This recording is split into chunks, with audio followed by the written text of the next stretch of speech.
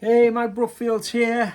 Week 1 of Patreon. I thought I'd do a little kind of weekly roundup for the people who've signed up to the Keep It Burning. Thank you very much for your support. I really appreciate it. I might make this first one public actually, and then people know what they get if they kind of sign up for it. So later on we might turn this into a kind of a live stream or something, but this week that might be a bit ambitious. We'll keep this as to just a kind of like a video where if you comment underneath, then it gives you an opportunity maybe to talk, let me know about things you'd like me to talk about. You know, if you want to hear about my guitars or favorite stuff, guitar pedals and amps and all of that kind of stuff, because it's all here. And obviously maybe reflect on the solos that I put up, because the heart of this Patreon thing is having this weekly practice solo that you come to. So when you come to my Patreon thing, you're going, right, what's my practice solo this week?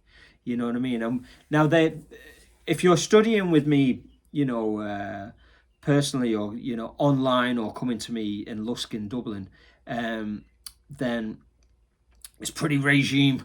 You know what I mean? You'll have a strict regime, and, you know, things are in a very specific order. Here we can be a little bit more casual, and we can kind of ping pong around with the tunes and the practice solos a little bit more, make it a little bit more fun.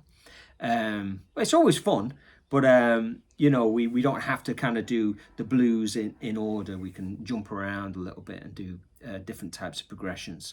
So you can kind of let me know your thoughts on them. You know, the idea with them as well is that they're not impossible. You know, there's a thing now, you look on Instagram and you just see like ferocious guitar players playing at high speed, and then they're selling this kind of information, and it's like, for the average guitar player, it's just so hard. So these exercises, these practice solos, they're very, very achievable. All you have to do is practice 1 bar a day a lot of the time, you know, and because the practice solos are generally like maximum 12 bars long, you know. So if you did 1 or 2 bars a day, you'd have it down in a week, and then you just got to keep practicing it and tipping over it. But, you know, by doing that, they're quite dense as well. They've got chords in them, slides, hammer-ons, bends, playing through changes. Every note is considered in combination with the chord. You know what I mean? So whether it's like a chord progression like Nobody Knows You When You're Down and Out, which kind of moves around a fair bit, or it's just a traditional blues, you know, you're using double stops, you know, chords, slides, bends, all of the things that you hear when you play a good rocking solo, you're including them, but it's kind of densely packed into just one chorus. Because as guitar players, you know, we're all going, oh, I must learn that solo, and I must learn that solo. I must learn the solo to Freebird. And then you sit down and you realize, you know, it's kind of 14 pages long in a tab book or something, where that's not necessarily what you need. You just want 12 bars, which has got 12 bars of good stuff in it, as opposed to kind of maybe, you know, 8 choruses of a blues, and some of it's kind of like, you know, a bit of hit and miss, you know. So these are, I'm trying not to use the word etudes, because it makes it sound academic and stuff, or I think it's just doesn't always sit well with guitar players using that word. It's different if you're a saxophone player or a jazzer or a piano player, but guitar, it kind of scares guitar players a little bit. That's why I'm calling them practice solos more than etudes, you know. So how did you get on with that one, the one in E this week? It's good fun. It's tough, that one. I just kind of threw that one out at you just to see how you got on. It's kind of tricky, but you can come back to them at any time. You'll notice that first video that I put in there is all of the blues ones in a video, so you can kind of like listen through them. But you know, the idea is that you take one, and you probably need to practice each one for 2 weeks really to get them down.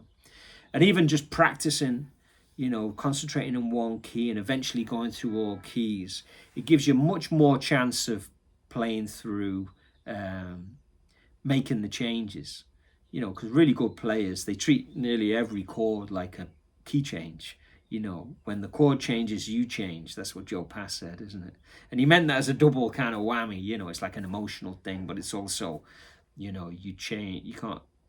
Sometimes it's cool just to blanket play, of course. You know, I'm a big fan of playing, you know, just sticking the one note in people's faces. If you've ever seen any of my live footage, I'm happy to completely blanket play. But not only, I don't like to do that just because it's the only thing I can do. I like to try and make the changes when I can, because it has more musical content.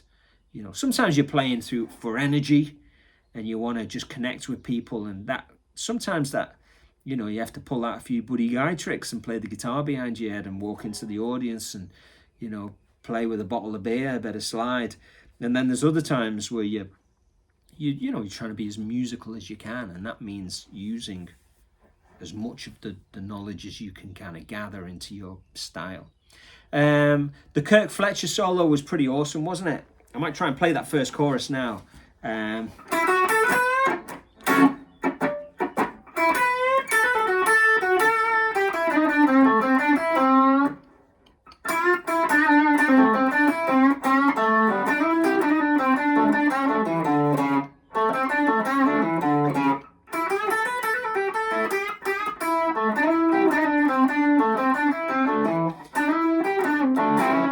Something like that.